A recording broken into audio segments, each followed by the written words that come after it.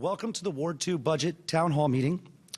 Continuing the practice Mayor Gray started at the beginning of his administration, the mayor will brief the district residents, ward by ward, on his proposed budget for the upcoming year. I am pleased to have the opportunity to introduce the mayor as he presents his fiscal year 15 budget tonight. I believe you will see a fiscally responsible budget that makes a historic investment in public education, leverages the district's continued strong fiscal stability to build on earlier investments in affordable housing and workforce development, and improves the quality of life for all district residents. Please join me in welcoming the Mayor of the District of Columbia, Vincent C. Gray.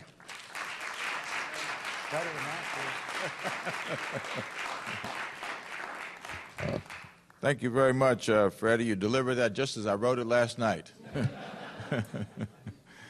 I want to thank you all for coming out tonight. And before we move further, I want to thank ANC2D for being a host with us, along with the gentleman I'm going to introduce now, a man who really he's the longest tenured council member in the history of the District of Columbia, and somebody who I have known for a very long time and I had a lot of respect for. He and I have worked on lots of things together, and it's delightful to be able to know someone and work with someone who has this kind of commitment to the District of Columbia. Our city is doing extremely well at this point, and I know he is as proud of that as I am. So I want to thank him for coming out tonight, and please join me in welcoming the gentleman who is the council member representing Ward 2, but he also is the man who chairs the Finance and Revenue Committee and has for some time on the Council of the District of Columbia. Please welcome Jack Evans.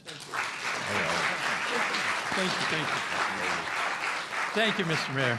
Thank you. Good evening, everyone. Good evening. And I want to take this opportunity to thank you all for coming out and for joining with Mayor Gray in the presentation of his 2015 budget.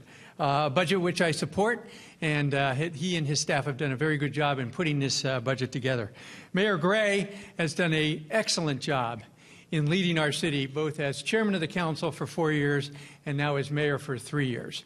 And his financial stewardship of this city is unparalleled. As chairman of the council, when I was the vice chair with him, we were able to keep our city's growth going, keep our budgets balanced, and keep our economy growing. And as mayor, he inherited a financial situation that was a little bit on the downturn. Our finances, particularly in our savings, had dropped about $700 million. And we were concerned about things, and his stewardship of the budget, of the finances, as mayor, has now put the city in a situation where our finances are better today than they have ever been in the history of the District of Columbia. So let's give the mayor a big round of applause. When we went to Wall Street a month ago, they told us that our city, had the best finances of any city they had seen in the last 2 years. And so we are really on a trajectory in our city, financially, economically, and otherwise, to make Washington a great, great city. And our mayor has done a terrific job in leading us to that point. Let me recognize some of the other officials who are here tonight. We have, as was mentioned, Will Stevens, who's chairman of ANC2B. Will, give him a round of applause.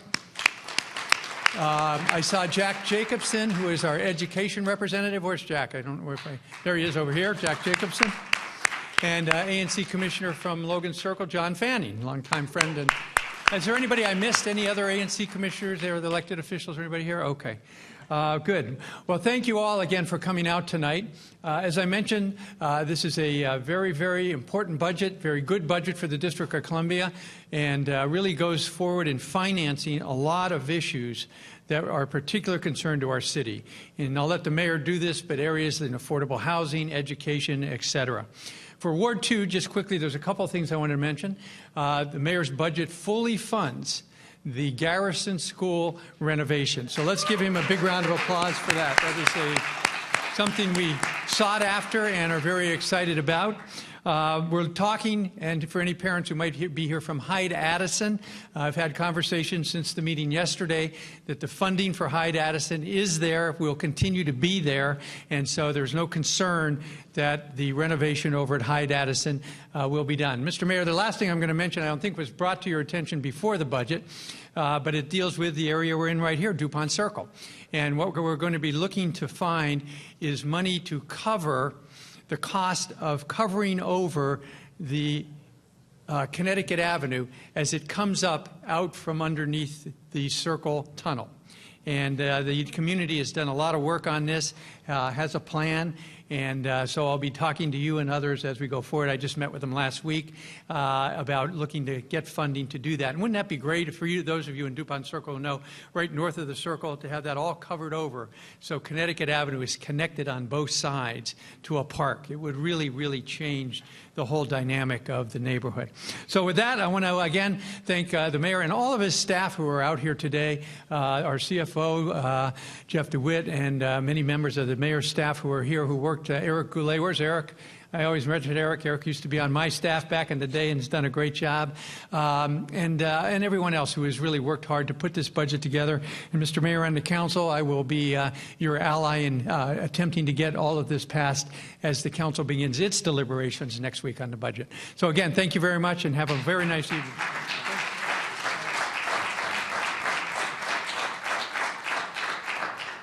Let me thank Jack once again. He has been a real trooper. And you know what? That was polite applause that you all provided. How about now some enthusiastic applause?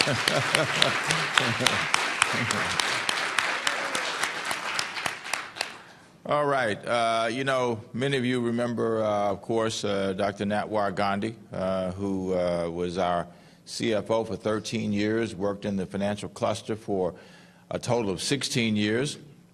And he retired, and I was very grateful to Dr. Gandhi that he stayed on for another 11 months after he announced his retirement in order to facilitate us being able to find someone who could pick up the baton, pick up the mantle, whatever you want to call it, and run with it. And that took us 11 months. You know, knowing the quality of what Dr. Gandhi brought to the table, I'm surprised it didn't take us 11 years, to be honest with you. But it didn't, and we've been very fortunate to be able to have someone come to the District of Columbia who is our new CFO. Again, Jeff, I don't know when you stop being new. You know, you just kind of, one day they just stop saying the new CFO. So I'll say relatively new CFO, because you've been here now a few months. But it's been delightful to work with you in these early stages, and I'm glad, too, that you're out with us on this journey.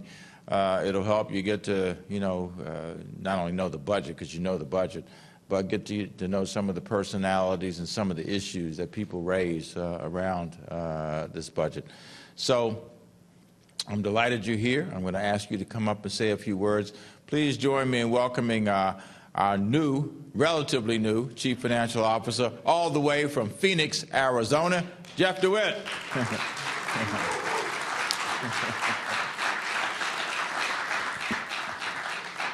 You can always announce Wizards games, too, I suppose, if you want to, so that's good. Well, thank you, Mayor, and thank you, everyone, for coming today.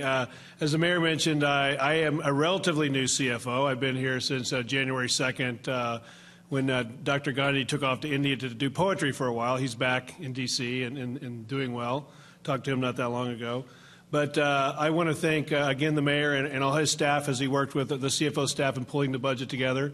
I think what you're going to see here today is a budget that has issues like affordable housing and schools and things that are important for the economy. One of the things that I've gotten familiar with as I've got into the position is, and I think it's a remarkable number out there, is if you look 5 years ago, about 1/3 of the revenue in the district stayed in the district. And today, it's about 45%. So just in a 5-year period, we went from 1/3 of the revenue being earned in the district, staying in the district, to 45%. In other words, it's a place to live, not just a place to work. And that's a remarkable change, and things like that you see in the budget, like schools and transportation and affordable housing and things like that, are what you need to do to keep that trend going.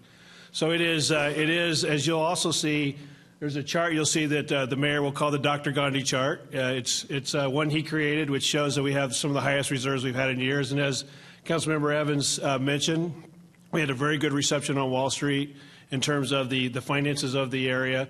So I am extremely fortunate. Now, this last winter when it was 11 degrees, I didn't feel quite so fortunate, but because my former friends from Phoenix were sending text pictures of 70 degrees and Phoenix, Arizona was 11 degrees here. But now I'm sending them 70-degree pictures and it's 100 degrees there. So it all goes around what comes around, as they say. So it's a pleasure to be here in the District of Columbia. I have, as the mayor said, enjoyed coming to these meetings, getting to meet all of you, and been out to probably 40 or so community meetings on my own as a CFO, getting to meet the community and learn all the things that are going on. And I absolutely love this town. It's just a remarkable place to live and work, and I am very, very fortunate to follow someone like Dr. Gandhi in a situation it's in, and the opportunity to bring to be the CFO going forward. And thank you to the mayor for recommending me and taking me through the process. It's been a heck of a first 115 days. That's all I can say, and I'm enjoying it very much. So thank you.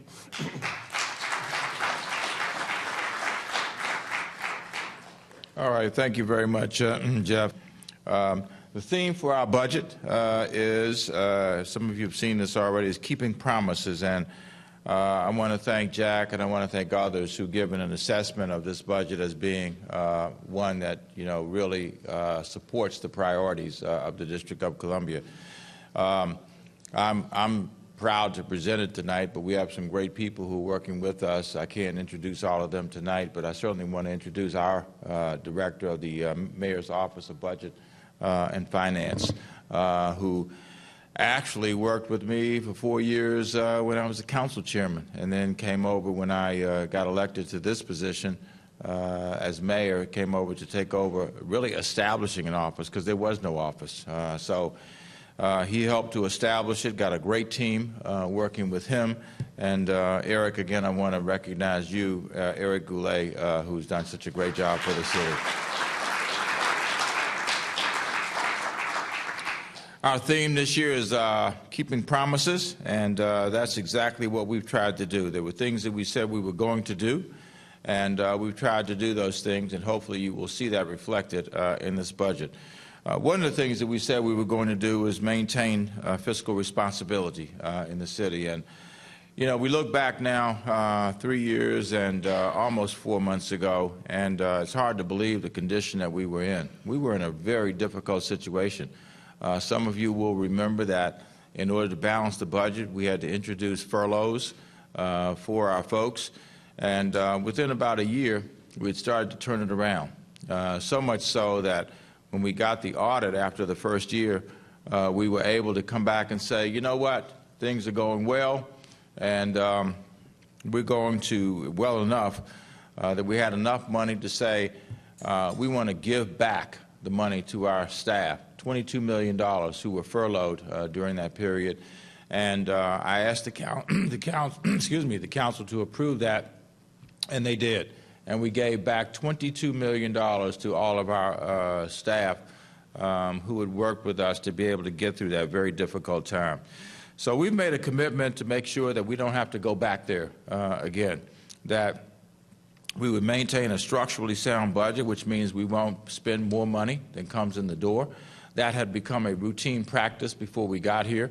The budgets were being balanced on the basis of going into the bank account and putting money into the budget from the bank account. In fact, as you will see with this chart in a second, we were slated to be down to the point where we had no discretionary dollars left. There were dollars left, but they were committed to the bond escrow, which is there to pay our bondholders in case the city can't meet its debt requirements, and then a required reserve that was set up by the Congress. So when you put those two together, there were no dollars that were left, and we were in a very precarious position. So we made the commitment that we won't spend more money than comes in the door, that we will maintain the self-imposed debt cap of 12%. If you go to the charter, you will see that it's actually 17%. But that would be imposing some additional requirements on us that we don't want to shoulder at this stage, and I frankly think has helped us maintain the kind of positive perception of what we're doing on Wall Street when they look at how we are handling our capital investments. And then, thirdly, there are no new tax increases, no new fee increases in this budget, and we have maintained that over the time we've been here. We call the next chart, I call it Dr. Gandhi's chart. He used to walk around with little replicas of this in his pocket and give them out to folks.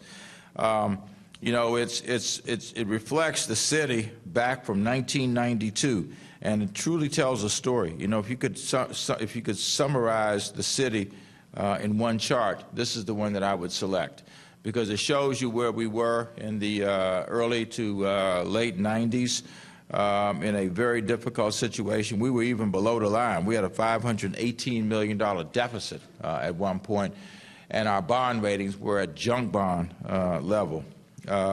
Then, under Tony Williams, when he was mayor, we started to go up, and we went up, and hit a point where we were at $1.5 billion by the time he finished his term. And then in the next few years, we start to see it go down. You see that dip, and we went down to the areas that I was just alluding to before, where we would have been, based on the budget I inherited when we came in the door, we would have been at around $700 million. But we didn't go down there. We were able to keep from going all the way there, and we were able to increase the fund balance along the way. And that's what we've done. It almost looks like a U, right, at this stage. One side of it going down, and the other side being the years that we've been here going up. And we now have the highest bank account that we have had in the history of the District of Columbia, $1,750 million in the bank is something that we can all feel proud of, especially the agency directors who have worked hard to make sure that they lived within their budget. So if this was the one chart if I could show one chart, that would be it. Each year we also have had to work with what we call a baseline budget, and that is, if you were to do the same things next year that you did last year, how much more would it cost you? And we went into the first full year that we were here with a staggering projected deficit of $322 million. And we closed that gap in a variety of ways, with cuts. We had some increases in certain areas. We did a lot of things which weren't necessarily all that popular, but they were necessary in order to get us back to a place that we have come to. The following year, the projected gap went down to $172 million. For the current fiscal year, the projected gap is $79 million, and we managed to close that by the time we got the budget to the council. And for fiscal year 15, we had almost no projected gap. $2.7 million is a blip on a screen in a budget that is around $11 billion. That is virtually nothing, ladies and gentlemen, and we should feel good about that. In fact,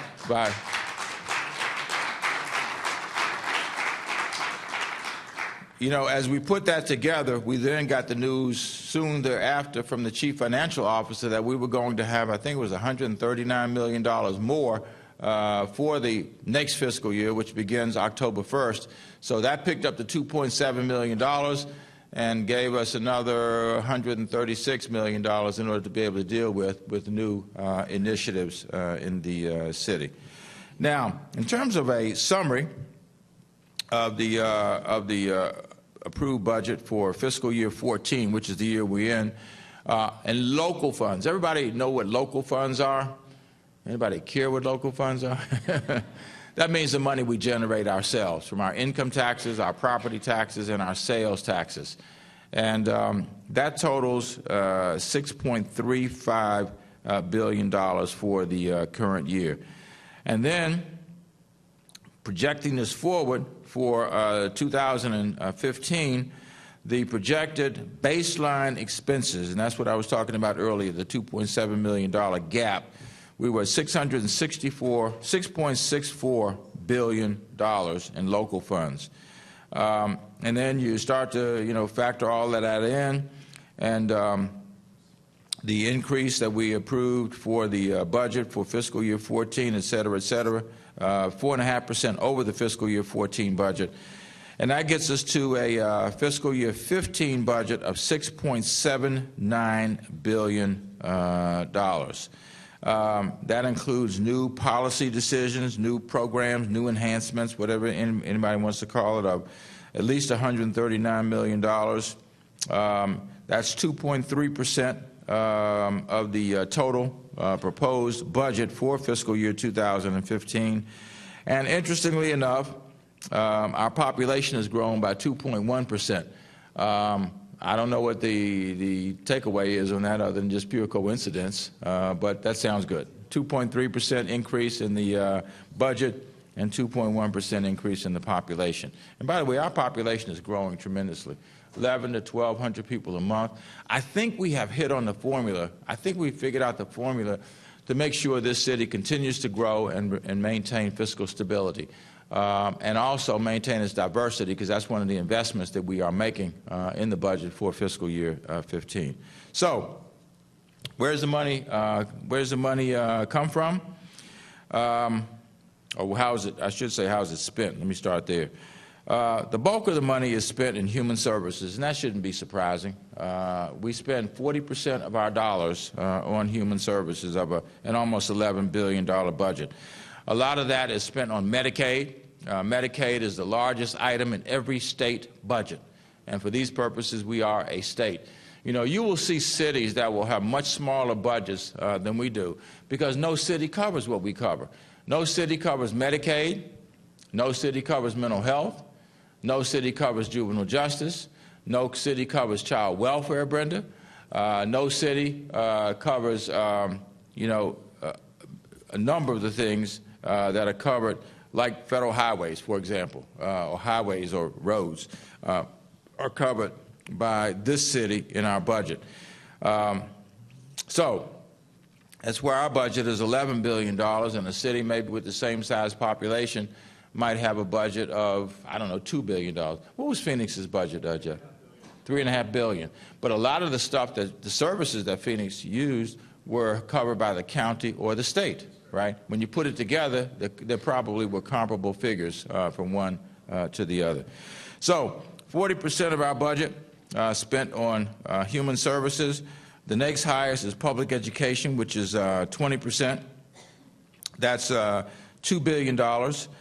So when you put those two things together, that is about 60% of our budget, about $6.7 billion.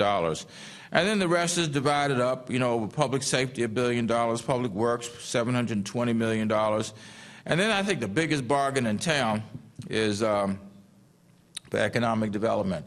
$470 million that we spend, and what we've got to show for it is really nothing short of miraculous. The number of new projects. Anybody seen any development going on in the District of Columbia recently? Absolutely. In fact, we were with some very high-ranking officials from Qatar, which they made the investment in the city center. How many people in here have seen the city center? It's a phenomenal development. It was where the old convention center used to be. Soon after we came into office, we signed the agreement to move forward with the city center, and Qatar agreed to invest, and they have invested $702 million in the building of the city center. And now, because they're so happy with this, they've now agreed to invest in a hotel that's going to be built on the same site. If you ride down New York Avenue, you will see this sort of plot of land that hasn't been developed in front of the city center. A 5-star, is 5-star or 6-star? Some kind of star. Yeah. 5 or 6, that's a nice place to be, okay? I know I can't afford to be there. A 5 or 6-star hotel will be built there that will cost another $300 million. So Qatar will have invested $1 billion in the District of Columbia. And we had some conversations today about other opportunities in the District of Columbia. And we hope that they will continue to feel good about us and will continue to invest in the city. So when we talk about $470 million being spent in economic development, trust me, every dollar of that is coming back to the people of this city. Now, on the income side, the biggest source of money is from local funds. And I just talked about that, almost $6 billion, $800 million from local money. And that's from property taxes, sales taxes, and income taxes. And then Medicaid is the biggest other item in that. That's from the federal government.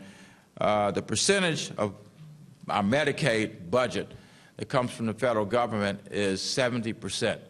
That, by the way, was one of the factors that accounted for the problems that the district had back in the 90s. The Medicaid share was 50-50, which the argument was made by a lot of people, including me, that that was an inappropriate division.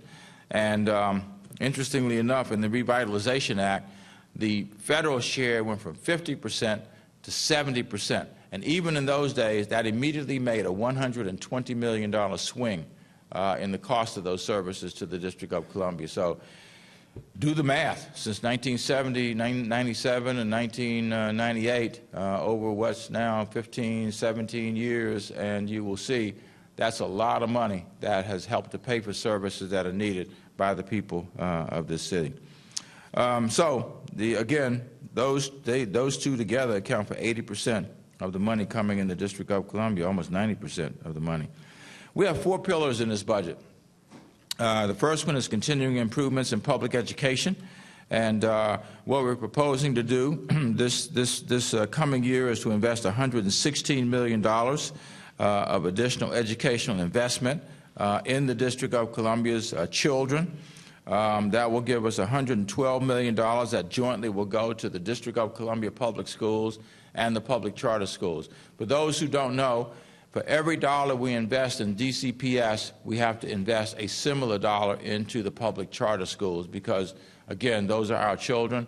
The charter schools now have, I think it's 44% of our children. They have about 37, close to 39,000 children. DC public schools, $46,000, $47,000 invested. Wayne, I was just talking about Medicaid. You just missed your calling.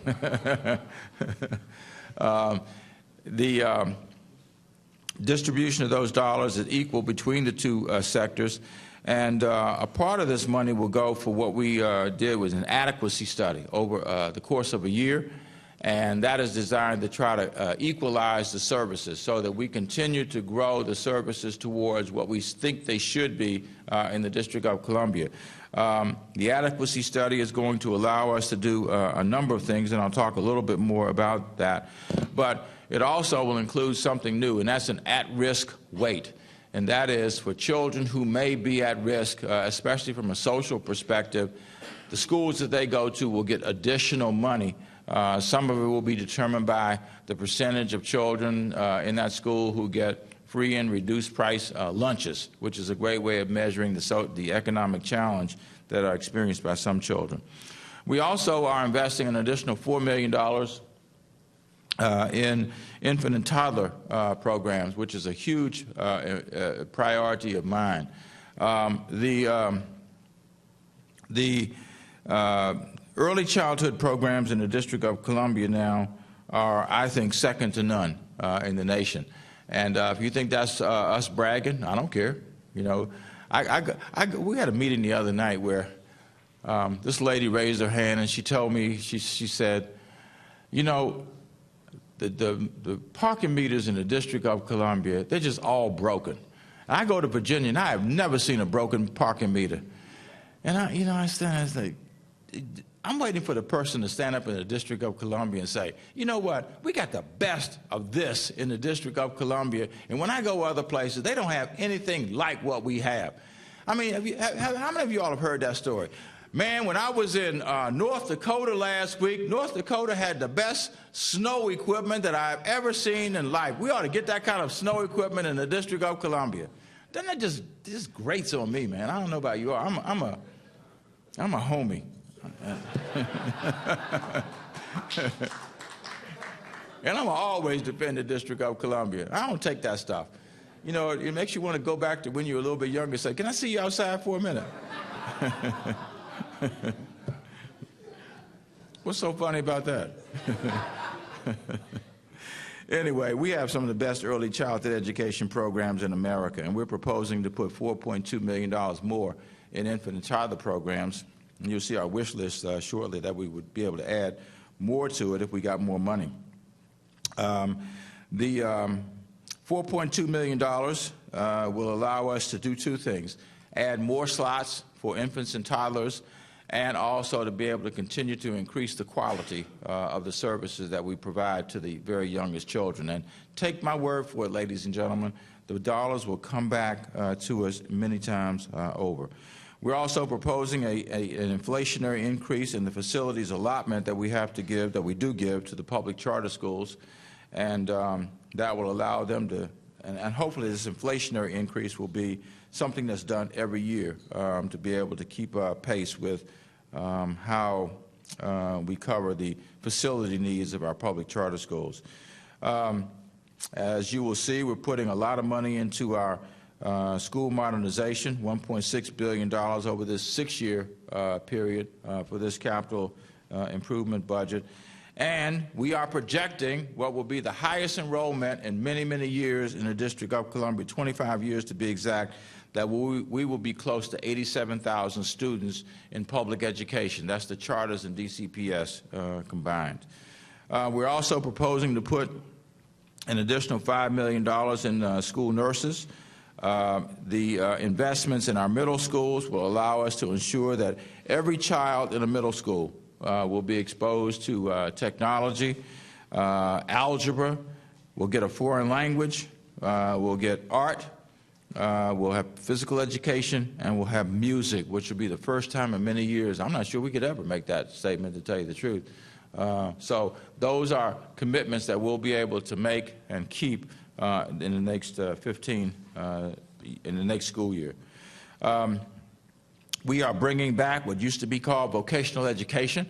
We've been planning since last August for career and technical education academies.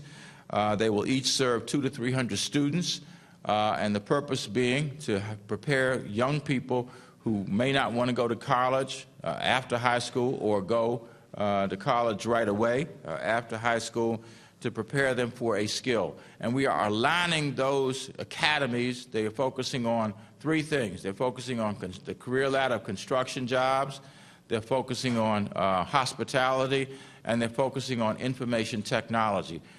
Why those three? Because that's where the jobs are. And that's part of the problem with vocational education in the past.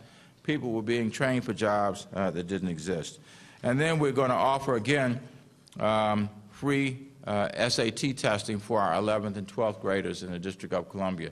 No child should not have the opportunity to take that test and go to college because her or his family doesn't have the money to pay for it. And we're proud to be able to do that for every 11th and 12th grader in the District of Columbia. You know, some people will say, well, why are you paying for some family whose combined income might be $200,000 or $300,000? What difference does it make? I'm not going to go through and start, figuring out means testing because frankly, if all those kids get a chance to take that test and do well, they will come back and pay it back to the District of Columbia because of the opportunities that they will have. We also are implementing a new youth engagement center that will try to bring back young people who we've lost along the way, the 16 to 24-year-old population, some of whom have gotten disconnected, may have gotten into difficulty. So this will be something that will be connected to our education apparatus to try to reconnect those kids. $1 million going into truancy prevention, $400,000 in a program that has proven very successful in the libraries, Sing, Talk, and Read. In fact, we're going to be doing some things with that this coming summer. And then an inflationary increase for the University of the District of Columbia of $1.3 million. On the capital side, we are investing about $174 million in high schools, $20 million in middle schools, about $116 million in our elementary schools, and another $94 million in general improvements. We were asked about ADA improvements last town hall meeting, which was Ward 6, and this is some of the pool of money from which those kind of improvements will be made. As Jack indicated, Garrison Elementary School will be funded for $40 million. That's a big thing. And for those who are concerned about Hyde, Hyde is in for $15 million. Ellington, $135.3 million. That's going to be the best performing arts high school in America. We're still working through some details on that, and we will get that solved too, Ruth. You can let the council member know that we're working on that, and right, Brian? We're working on that, and we will find a solution. I just saw Bill Starles come in. Where's Bill? Where's Bill? Oh, there he is. We're working on the bill. I know it's an issue for 2E, and we will find a solution as we always do. I'm telling you, man, if we could find a solution to the relationship of the community to Georgetown University in terms of the campus plan, we can solve anything, and we did find a solution to that. And then Francis Stevens, we're investing $2.5 million in upgrading the conditions there. Second pillar is in affordable housing. If we want to continue to be a diverse city, if we want to be able to make sure that those people who want to live here have a chance to live here, we're going to have to buy down the price of housing. What's happening now is people of increasing means are moving into the city, and because there's a limited pool of housing, even though we're building housing, people are bidding up the price of housing. You know, we got units now that used to, I mean, the cost of them might have been $200,000. They now cost $800,000. Or renting for $400 or $500 a month, now renting for $1,200 to $1,500 a month. And that is unaffordable to a lot of people.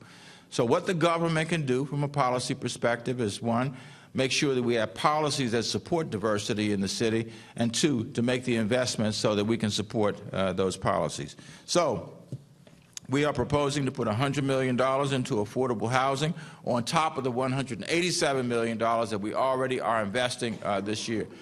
We are investing in 47 projects to create more affordable housing in the city. And those projects, I think, for the most part, are all underway and will be built and put into circulation over the next couple of years. We made a commitment through our housing plan, building opportunities, right, Michael, that there will be, we said 10,000 units by 2020, but I think we're on a trajectory now that would have us have 12,000 units by 2020, which will be 2,000 units more than we projected, either to be created or preserved in the District of Columbia. You can see where the money is going. There's one item I want to focus on, and that is the $8.5 million property tax relief for seniors. That is a bill that was promoted, and I was delighted to sign it. It was a bill that Anita Bonds, Councilmember Anita Bonds, did. And what it does, it says that if you meet 3 criteria, if you are 70 years of age or older, if you don't have an adjusted gross income of more than $60,000 a year, and the third one, what is the third one? I'm blocking on the third one. What is it? What is it? That's right. You've owned a home for 20 years in the District of Columbia. You don't have to pay any more property taxes in the city. And that can help you want to get old quick, can it? In order to be able to get off from paying that. We've also made a commitment to end veteran homelessness in the District of Columbia by 2015. We don't know the precise numbers. We have some pretty good estimates. We think we've gotten about half of those folks off the streets already, and we're putting in now another almost $5 million in order to be able to get the rest of those folks off the streets and into housing by the end of 2015. We're putting $4 million into the local rent supplement program, which will create vouchers for individuals and families as well as low-income seniors. And we're putting money into the Heat and Eat program, which is LIHEAP, and that will create opportunities for folks to, I guess we're investing a small amount of money that will open up a lot of benefits, right, Eric, to people in the District of Columbia, federal benefits that will be opened up. We also are not happy about the fact that we continue to have a large number of families in shelter in the District of Columbia. And we've launched a program now we call, that we're referring to as 500 families in 100 days. And the idea is quite literally that, to get 500 families out of shelter, out of D.C. General, out of motels, out of hotels, between now and about the end of June. We've appealed to realtors in the District of Columbia to make units available through our rapid rehousing program. We will help to pay for them. The first commitment would be for 4 months, and we can renew that for another 4 months, and then we can renew it for another 4 months thereafter. And when you do the math, you will see it's a whole lot cheaper to do it this way than it is to keep people in motels and DC General and places like that that cost a lot of money. So through our emergency rental assistance program and rapid rehousing, we are moving in another direction. And we do want to close DC General. That is the goal, to be able to close down the hospital, because it is not a good place for children to be raised. Can you imagine a 7-year-old going to school and somebody asks them, ask her or him, where do you live? And they say, have to answer, I live in a shelter, or I live in DC General Hospital. Can you imagine what that does to their self-esteem? So we're trying to get them to a different place and more permanent housing. We're putting $1 million into our first-time home buyer program, the HPAP program, $300,000 into a home ownership campaign in Wards 7 and 8, and $250,000 of emergency funding in the Office of the Tenant Advocate, which is OTA. The third of the 4 pillars is around economic development and workforce development, and that is creating more of what you see going on around the city in terms of these cranes everywhere, and also building opportunities for people to be able to get a job. Our unemployment rate, when we came in office, was 11.2%. It got down to 7.4 last month. It went back up a tad. It's back up to 7.5%. But I think we've had one of the lowest drops in unemployment in the nation here in the District of Columbia. There are very few cities that can say that they are where we are in terms of unemployment drops. We're proposing to put $4.2 million into adult job training, $2.5 million into the community college to create more workforce development opportunities. And, Nick, this has got to be your baby, right? And that is a result of the Business Regulatory Reform Task Force, which Nick chaired along with David Goldblatt. And that is something that will be great for business, and that is the One City business portal. That people often complain about having to go here and go there and go over here and go over there. This will allow people through one process, right? Through one process to be able to make application to 8 different agencies at the same time. And can you imagine the happy feeling that those folks are going to have to be able to do that in one fell swoop? I don't know, DCRA, what other agencies, Nick? OSSI, Tax and Revenue, DDOT, Department of Health, okay.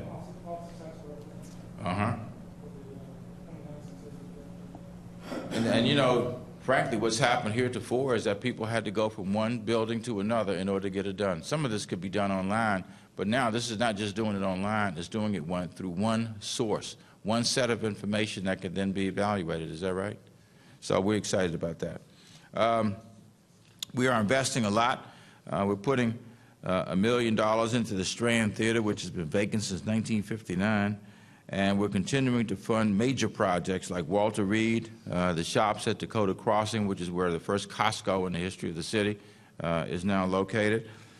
Skyland Town Center, the longest never done project in the history of the District of Columbia. Took us 28 years to get there. And no, I was not working. I was not the mayor 28 years ago, okay? And we've gotten that done. It's well on its way. The construction has started. All you got to do is ride past it and see the construction, fencing, and see the work that's going on.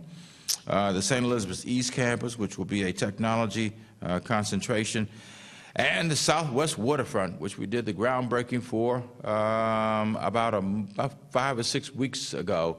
And they already are starting to take down the piers, I think, from what I'm told down there, which will be the first effort. It's going to take about 5 or 6 years to get the first phase done. No, not 5 or 6 years. It's 2017, I think, the first phase will be finished. And then there's another phase after that, and I don't think anybody's clear yet how long that will take. But imagine what that's going to look like when it's finished. And then the fourth pillar is improving the quality of life for all.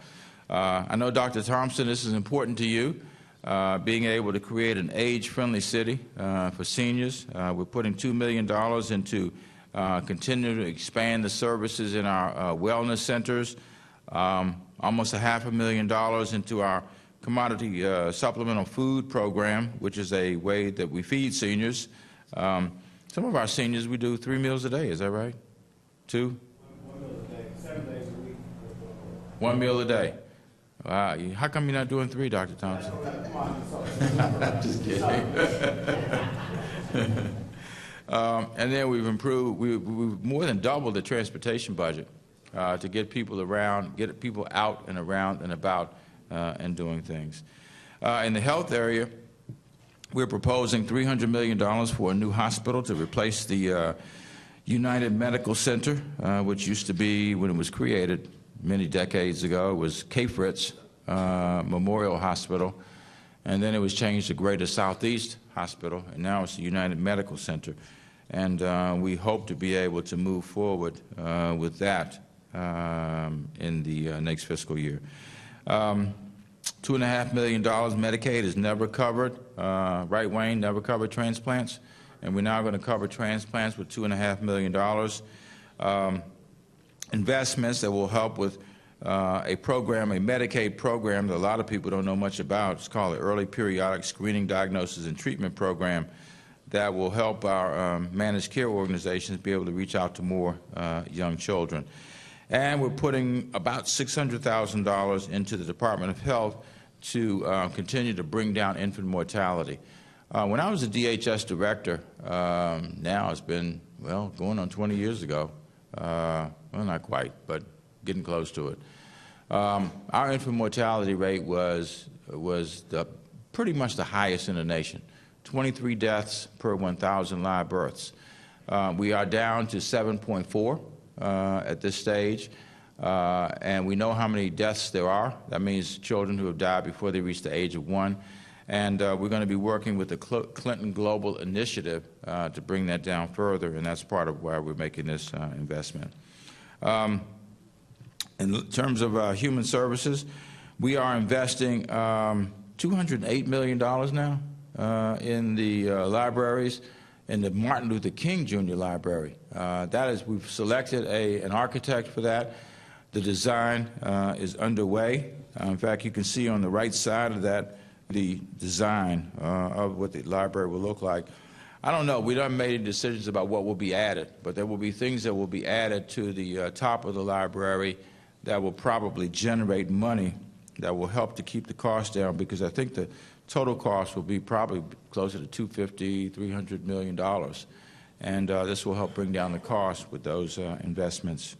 And do we know, John, do we know yet what the timetable is? 2 years, 3 years? The design will take place this next year, and depending on how the design goes, whether it's just a rehabilitation of the existing building or to include some overbuild, that will set the timetable for the actual construction. Okay. Could be anywhere from 2 to 4 plus years. Okay. But obviously well worth waiting for. I mean, there were those who wanted to tear down the King Library. It's got tremendous architectural significance. It was designed by Mies van der Rohe, and you know, he's obviously a historic, well-known, well-accomplished architect. Lots of people don't appreciate the design of that. That picture on the left is from opening day, when the building first opened. Oh, is that right? Okay. That was opening day? Or thereabouts. Okay. What did they do? Throw out the first book?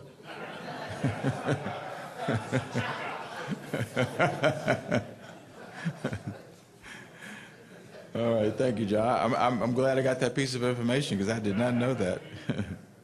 Okay. Now, moving to public safety and justice, we will fully fund 4,000 sworn officers. Some of you may have gotten those mailings during the campaign that suggested that I had cut 400 police officers. And let me be as diplomatic as I possibly can. That was a complete lie. We didn't cut any police officers. I've never cut one police officer the whole time I've been in office. and anybody believes that all that stuff that winds up in your mailbox around campaigns is the truth, I got a bridge I want to sell you also. So, you know, the people who were responsible for that, you know, they probably look like Pinocchio at this stage, because it was a complete and total lie. We're putting more money into the assistance, the Access to Justice Legal Assistance Program. $4 million will be in that.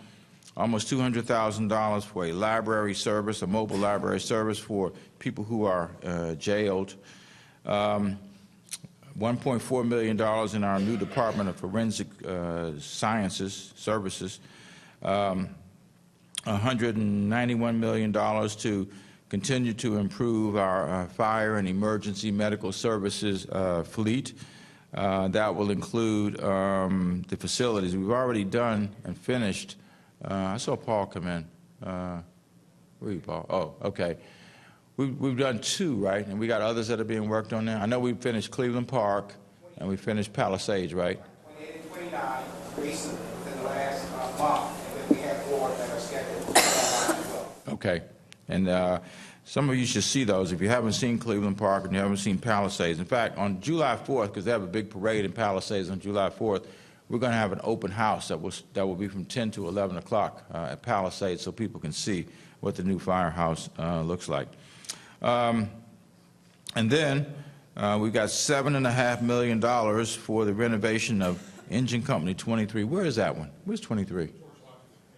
George Washington campus. Oh, okay, sure, I know exactly. I didn't realize that was 23. And that will be in 19 and 20. In terms of public transportation, we are fully funding our commitment to Metro.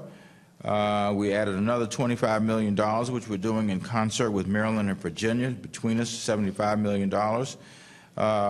We're putting money into taxi cabs. I think it costs us $50 a ride for people with Metro access, and this will reduce it to an average cost of $15. We're going to try this out with taxi cabs, and if it if it works, then that'll probably be a conversion to that method of transportation. And our new taxi cab colors are really catching on. We probably have about 1,500 or 2,000 of the red and gray taxi cabs at this stage. It must be odd to people to see a taxi cab riding down the street that says yellow cab on the side and then it's red and gray. That should confuse them, right? That'll keep them guessing. And then $114 million into sidewalks, bicycles, pedestrian improvements. You know, people, of course, now they're complaining about the potholes. Now let us, Bill and Terry, now have gotten that snow off the street and see what kind of complaints there were. But some of the chemicals we use, they result in potholes, right? And by the way, Terry, I was up on Florida Avenue a couple nights ago, and they are completely repaving the area of Florida Avenue from Georgia all the way over to about 6th Street. No, it's not 6th, all the way over to like 3rd or 4th Street. And it looks great. And I mean, that was, you talk about potholes. And how many potholes have been filled? Maybe 4,000 or 5,000 since Pothole Palooza has started? Totally about 22,000. 22,000 since January 1st? It's a lot of potholes, man. And they've all been filled. But you know what? Somebody will find a reason to say we haven't filled them fast enough, we didn't fill enough of them, we got a pothole around the corner, in the dark, in the alley. So, and I don't want to sound cynical, but that does happen. In addition to that, we are investing $54 million into sidewalks, more bike lanes, more trails, and almost $56 million into changing our street lights in particular. We are putting in 30,000 new bulbs, the LED lights, which will be energy efficient, a lot cheaper to run, and the lights will pay for themselves eventually. In terms of government operations, we are introducing, we're starting this year, right, Mr. Chief Procurement Officer? That's correct, sir. We're investing in a new procurement system that will have our agencies, some of whom have full procurement authority now, and that will not be affected. I see Steve and Brenda talking back there. Don't worry, guys. We're not going to take anything from you all, okay? I think they have afraid. Wouldn't you be? What will really be affected is those who have, some limited procurement authority now because it's delegated to them. I think DDOT is one of those.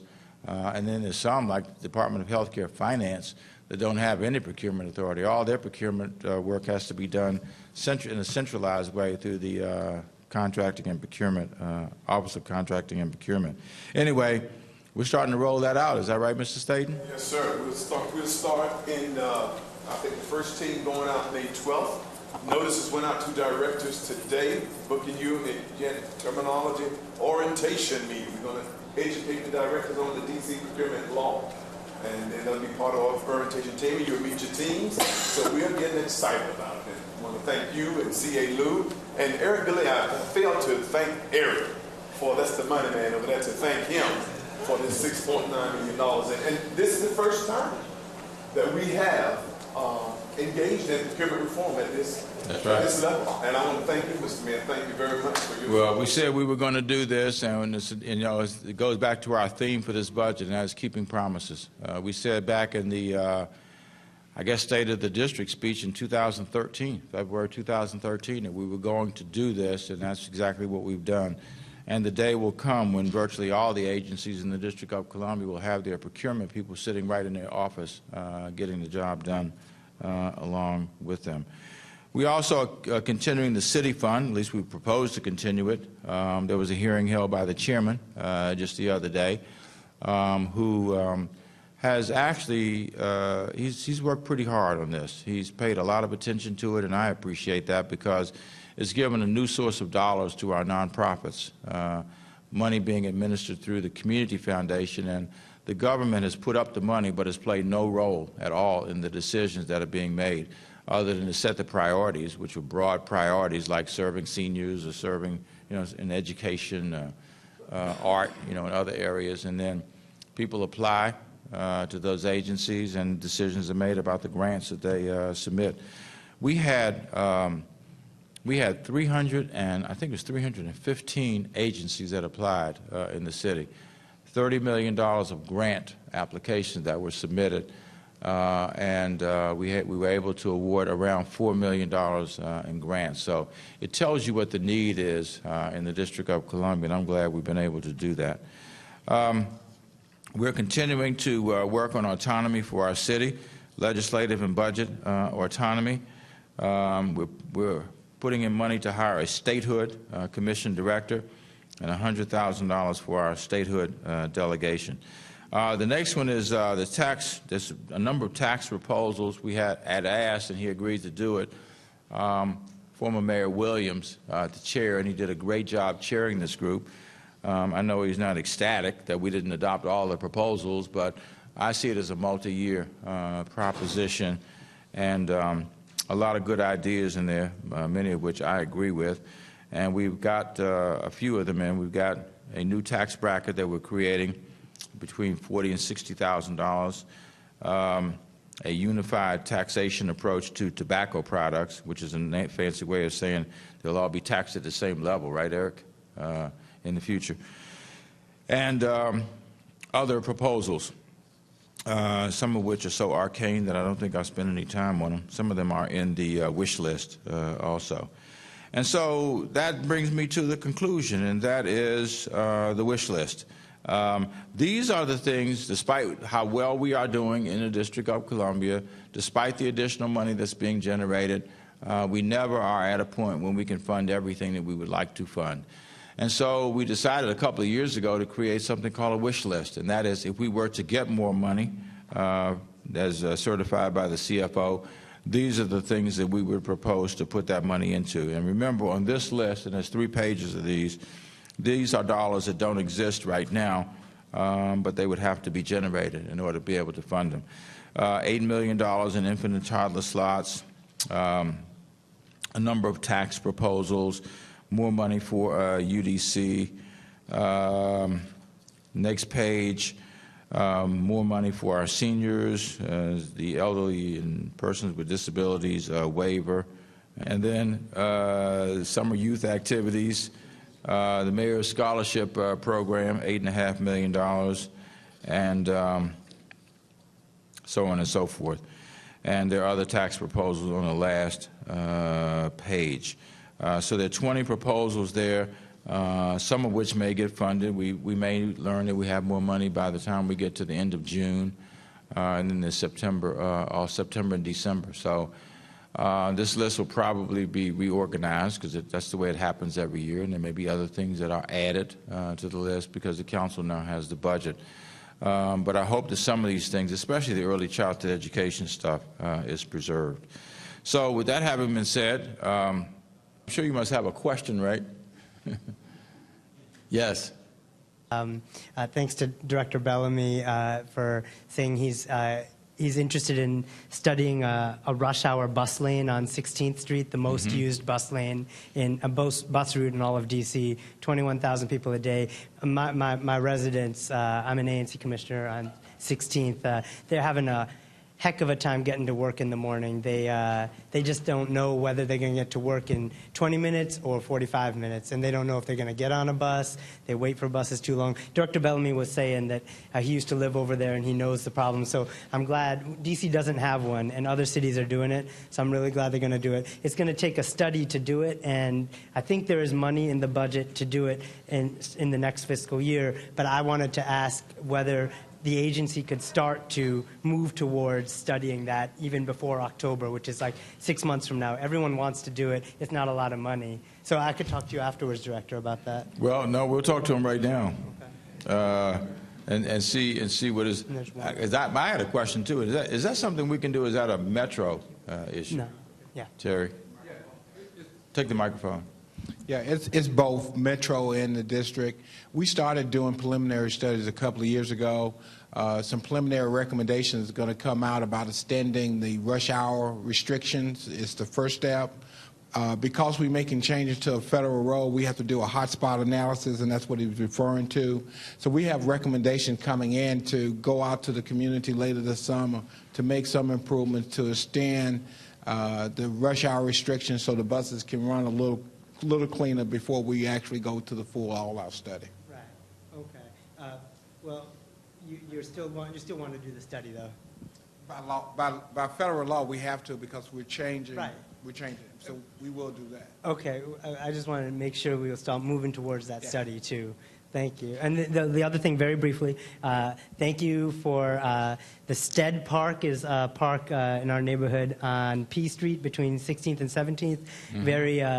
It's got an acre of green space, which is highly underused, and it's perfect for renovation. And thank you to DPR and to you for putting money in the budget for it. It's going to through DGS right now for a contractor, and we're looking forward to that construction. We hope that that bid can go through, so construction can start soon, so people don't lose the whole summer to construction. This was from last year, from last October. So thanks, Director Hamlin, for looking after this project for us. I really appreciate it, and I hope we can afford as much as possible in that project. There's a splash park in there for all the young families who've moved into our neighborhood who want to stay in the city with their kids, and a splash park would be wonderful. It's expensive, and we hope that they can fit within that budget, because our community had a PUD of $220,000, which was given to the city, to DPR, that we negotiated with developers for,